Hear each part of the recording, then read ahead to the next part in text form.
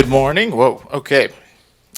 Thank you all so much for coming. Let's just jump right into it. So, a couple things I just want to say before we get started. Okay, let me see if I can do this right. 한국말 잘 못 하니까 죄송합니다. I have to do this in English. Of course I would love to speak in Korean, but my Korean is very terrible. But let me just say one other thing. 우리 다, 여기 왔으니까 하고 우리 다 같이 있으니까 너무 행복해요 하고 너무 축하해요. It's really a special moment for me to be here with you all today. If my father was still alive, he'd be very proud. So thank you for inviting me. I want to say thank you to all of you and the event organizers. This is really very, very special for me. So thank you. Okay, let's move on. Another thing, I just have to say this. What we're going to see today, these are my professional opinions. They do not necessarily reflect the opinions of Activision or parent company or whatever. But I just want to say that just to be very clear, as there's some pretty big ideas and trends that we're going to talk about. So, a little bit about me. If you guys don't know me, which I figured nobody knows me here. So, yes, as mentioned, my name's Alexander Yoon, or Yoon Song-ho is my Korean name. I'm a senior director of lifecycle marketing and marketing technology at Activision. I've been there for about 5 years. And Activision, if you guys don't know, is a big publisher in the West of many games, but the most popular one being Call of Duty, which releases a premium annualized game every holiday season. This year is Call of Duty Black Ops 7. I suggest everyone check it out if you can. But then also there's a free-to-play battle royale game called Warzone. But then there's a mobile title also in the Call of Duty franchise, COD Mobile. And then there's many other games like Tony Hawk, which recently came out, as well as other games like Crash Bandicoot. So Activision has had a very long, rich history of gaming. I think it's about to be 50 years old, so it's definitely been in the business for a while. But me personally, I've also spent a lot of time at a lot of different companies. I've been working for more than 20 years. And so I'm pretty old, but I've been fortunate enough to work both in gaming, outside of gaming. I've been able to work at small companies, big companies, small companies inside of big companies, agency side, client side. And so I've been able to get a really sort of diverse set of experience that I think has really shaped my opinions. And that's why I'm telling you all this context. Now, my team is broken up into two sort of primary groups. The first one is lifecycle marketing, and this is when you think about players playing your game, what kind of messaging and content that we can provide them that's not necessarily related to when the product comes out, but really when the player comes and where they are in the lifecycle. So it could be their first game, it could be their 1000th game. How are we making sure that we are serving them the right content? And the next group is the marketing technology group, which you can see there's a lot that's going on under there. It includes digital products and services, so the websites as well as the web store and how you can look at bundles and buy things, but also just back-end sort of applications and services that the consumer can see, and then also data and MarTech vendor integrations. So let's get into the meat of it. So the format of this presentation will be pretty simple. It'll start with an observation I have. In my work, it's like, what am I seeing, right? And that's the kind of key off point that we'll use as like the topic. And then from the observation, just thinking about it, what does it mean? What's the insight? What do I extract out of it? And then ultimately, from that insight, what's the trend and how do I actually think about talking to my team and positioning my team for the future? So here's the first one. The first one is a tendency to rely on existing data pipelines and workflow. I'll explain. So you guys maybe have seen something like this before in your life. Let me know if you haven't or have. So the way we used to do campaigns, a SQL query, actually, no, before we even do a SQL query, a Jira ticket would be made, right? It's like, oh, hey, we want to target these people. And then they would write a SQL query. And then maybe 24 hours later, a flat file of audiences would be created. And then finally, we would send messages. Now, this is how things probably used to be done 10 years ago, maybe 15. Keep in mind, this was like 2020. So it was pretty recent when I joined Activision, and I saw this, and I was like, this is not going to work. This is not going to work. We got to change this, right? And so I immediately started thinking about what could we do to advance our capabilities. So two things happened. One, I got to start working with these three gentlemen. They are on the data and analytics engineering team. They also all wear suits in their profile pics. I guess I should get a suit. But the other was Braze released cloud data ingestion. Now this was maybe at the end of 2022, early 2023. And this really changed the game for us. Now, when we think about just how we get data, player data into our ecosystem, right?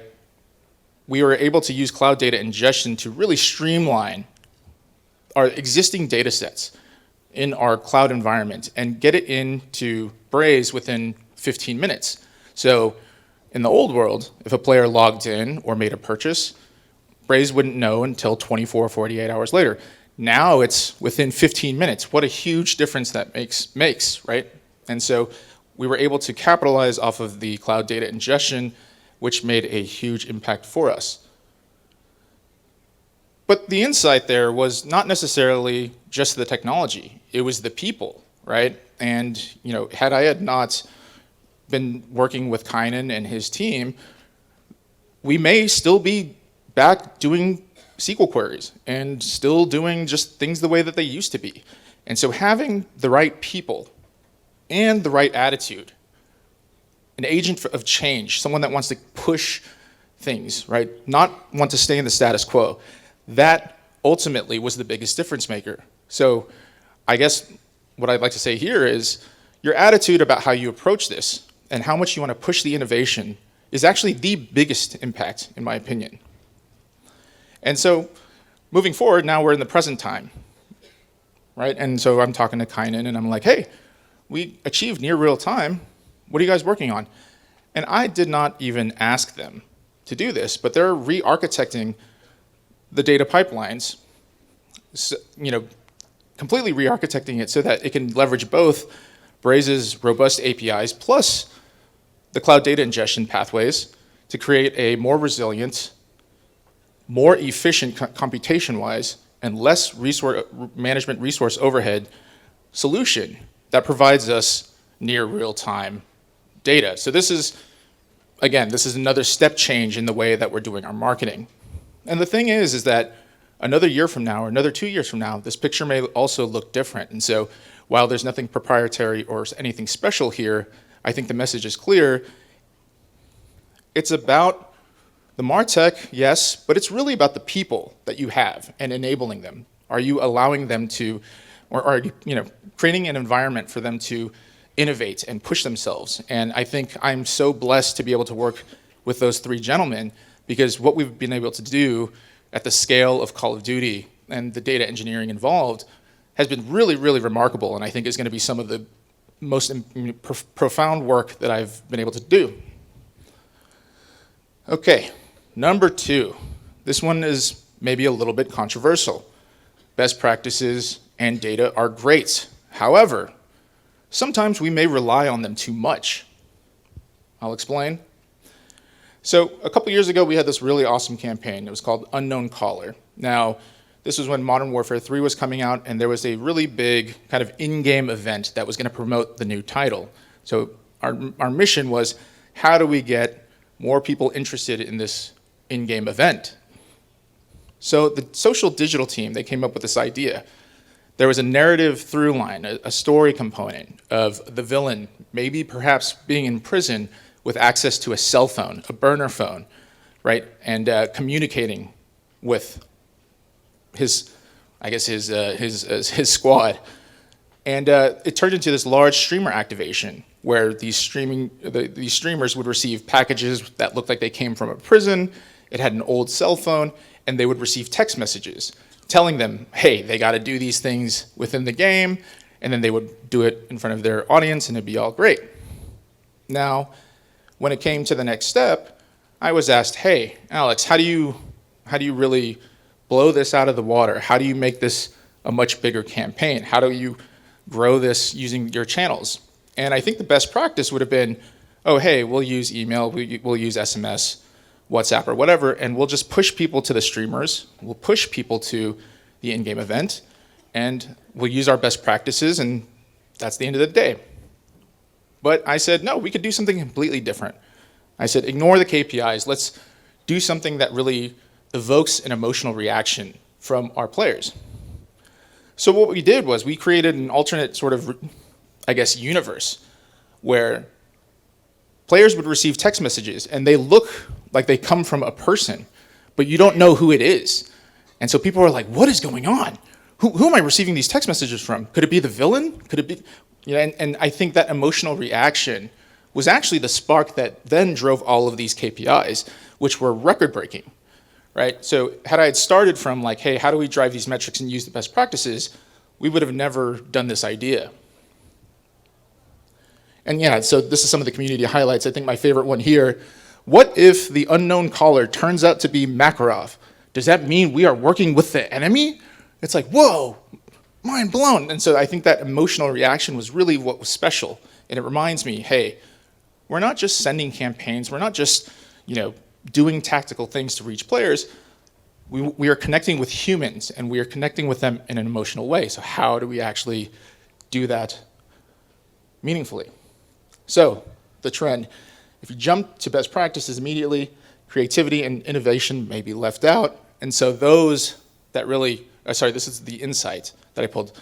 So when I think about this though, I think about this one Harvard Business Review article called, are you solving the right problems? But it talks about this theory called the slow elevator theory. I'm not gonna go into too much detail, but it talks about a building owner. He owns an apartment complex, maybe 5 floors, and there's one elevator shaft. And the apartment complex is completely full. And people are saying, I don't wanna wait for the elevator, it's too slow. Why do we have to wait for the elevator? And so the building manager, he says, oh man, I gotta install another elevator and do all this construction. It's gonna be so much work and it's gonna cost so much money. But what this article talks about says, actually, you don't have a slow elevator problem, you have a people problem. And you should try putting maybe a mirror or some sort of activities by the elevator so that people will be entertained while they wait for the elevator. And so it totally reframes the way you think about the problems that your business is solving and making sure that you take a step back and think, are you solving the right problems? And so this has had such a profound impact on how I think and how I talk to my team about what they do with their time. So ultimately, the people that will find the most success moving forward, I think, are the ones that truly will take the time to understand the problems that they're trying to tackle, which is, it's a people problem. We are connecting with humans. We're not executing campaigns. We're not, building MarTech. We are actually talking to people. Okay, I got to start burning. I'm running out of. I'm not doing too well on time, so I'm going to go a little faster. I'm sorry for the interpreters in the back, but so the third one, custom tech integrations are really hard. This is, it sounds really obvious, but I'm going to just talk about it. So this is the message of the day. It's the first thing you see when you boot up Call of Duty. It's like an interstitial, but it's a carousel. We can talk about marketing stuff, we can talk about the game, and it's been around for like 15 years. Now, getting an interstitial like that in a console PC game is not easy, right? On mobile, you have an SDK with Braze or whatever else, and you can pop them up using the iOS and Android native operating system APIs, and it's very seamless. But in this environment with a console PC game, we don't have any of that. And so there are 2 distinct challenges. The first one is, how do you actually get the content into the game engine, and how do you render it? That's problem 1. Problem 2 is, how do you actually do all the personalization of the content, the message delivery? That's problem 2. We'll talk about problem 2, because that's what I was focusing on. So the message of the day originally was built with a lot of different internally custom-built solutions and services. And in my head, I'm like, well, why do we need a high-speed database? Why do we need all this stuff, all these services, when we could just plug Braze in to do all that second piece, right? And so we We can deprecate all those things, and we can install Braze into the existing front-end shell. And it should be pretty straightforward, right? All we need is this little orange box, microservice, whatever it is. And yeah, the benefits are great, right? We can unlock multi-channel orchestration. We can reduce our technology costs through consolidation, maximize resources, efficiency, right? Developers that were managing that can work on other things. So it sounds like a slam dunk, right? Well, innovation never follows a straight path. So this idea I've had for, I think maybe, so I joined 5 years ago, so it's been 4 years trying to get this project over the line. And we just got it done, like last month. It took 4 years and I thought I was gonna die, but we got it done. And now you can see we can do these, I think traditionally somewhat basic use cases, but they are very, very big new innovations for us, which is we can send, say for example, a win back email. It says, hey, come back and you get a free battle pass. We know that you clicked it. Then we can show the message in the console PC environment saying, welcome back, go get your free battle pass. And then we can call a webhook from Braze to our internal services to then entitle that gift. And you can tell the theme is old. This is from a game from maybe 3 or 4 years ago, because this is how long I've been thinking about it, but we finally got it done. And the only reason why we got it done was because it was through close partnership with Stitch, our agency that is a specialty Braze boutique agency, as well as our partnership with Braze. And so the trend here, right, when you think about your agency partners or your vendor partners, and you think about your investments in them, right, whether it's money or time or whatever, the way I see it now is you need to build a relationship with them just like you're building a relationship with your customers, and they are building their relationship with their customers, which is you. And those that actually have these really deep relationships will find the most success long term. With, like, I'm telling you, there are many times where we wanted to just throw the project out the window because it was extremely challenging, but because all three of us were so invested together with mutually aligned goals, we got the project over the line. Okay, fourth one, AI. Obviously a huge topic at this conference. It's on everyone's mind. And AI is massively disruptive, and it's just getting started. Now, my point of view is from the consumer's point of view, not necessarily from a marketer or technology point of view. I'm thinking about it from the consumer because as a marketer, I'm always thinking about from the consumer's perspective, how do we reach our consumers? So this was just announced, I think maybe a week ago. It's called Showrunner. I don't know if anyone has heard of this. It made some news last week. It's Amazon. They invested in a company called Fable. I don't know how good it is. I have to try it. But apparently, you can create entire TV episodes with a prompt, right? So say you want to watch, I don't know, your favorite K-drama, or you want to watch your favorite cartoon, but you want to have your own custom episode. You just type in a prompt, and boom, there's an episode. It sounds absolutely crazy, but apparently it's a thing. Now, I don't know, 3 months ago, we got Google VO3, right? And that was creating sort of long-form clips from a single prompt, and everyone was blown away. Within 3 months, we now have full episodes that you can create, which is, who knows what it's going to be within the next 3 months after that. So my insight here is, user-prompted or automated AI-generated content will only increase competition for attention. No longer, me as a brand, am I competing with other brands that are trying to get to consumers. I'm now competing with the consumer creating content for themselves. And so it becomes even more paramount for us to think about, how do you break through? How do you reach your consumer? How do you talk to them? Because they have not only more options, they can create their own options for their own entertainment. So then, of course, I used ChatGPT and I asked AI, well, if I'm trying to compete and talk to humans, what are human strengths over AI today? Because I want to do better at reaching my consumers. And it gave a really nice answer. I know you can't read it, it's really small. But There are 2 out of these 5 that really stuck out to me. The first one, creativity. These LLMs, these models, they're trained on what humans create. And then as our reliance on them becomes even greater, we create more stuff from AI, the stuff that is authentically created from humans will start to shrink and diminish. But really, ultimately, the AI is trained on what we create, and it cannot do creativity like humans. The second one I love, which is humans are unpredictable. There's just no way you can predict them. And when you think, and I don't know if any of you are coders, but there's random number generators that are done through software. They're not truly like random because they're actually calculated or whatever it is. Humans are truly random. They can be truly random. And so this is something that I think about a lot, these 2 things, creativity and really the unpredictability of humans, driven by whether it's emotion or just behavior. And so when I think about AI also from a consumer perspective, as well as a marketer's perspective, I was talking to a really close friend in the industry that I've had for 20 years, and he said, oh, it's like when the camera first came out. Now, this is the first commercially available camera.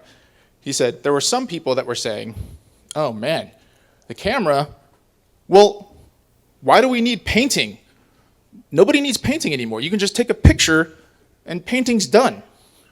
Well, of course, after the camera came out, then we had a new set of creative painting genres that came out, whether it's Impressionism or Cubism after that, but it pushed humans into a new realm of creativity that wasn't seen before. And of course, I asked ChatGPT of this analysis, does this even make sense? And it's like, yes, of course it makes sense. I think, well, I'm going to do more research on this, but I think the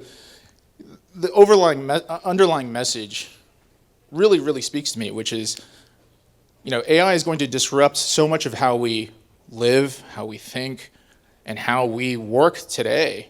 And so as I think about marketing and how I reach consumers, I think about this. How can I be creative? How can I be unpredictable? How can I reach consumers in new ways that haven't been thought of? And I challenge my team to do the same thing. So, those that truly embrace creativity and the nuance of human nature will find the most success with AI in the future. Because, at least for now, there are things that humans can do that AI can't, and we should lean into those strengths while also leveraging the strengths of AI. Okay, the final observation. I still have so much to learn, and this is going to be my closing. The 5th insight, for me at least, and I would invite everyone else here, the journey of learning never ends, and so I would just love to meet anyone, everybody here, would love to hear your story, would love to learn from you, would love to learn more about the Korean market. I would love to stay in touch with anyone and everyone, and I'm really big on just hearing from people what their experience is, because I view everything as a learning experience. And so with that, I will close and just say thank you all for attending. Hopefully this was fun, and I hope I hear from you soon. So.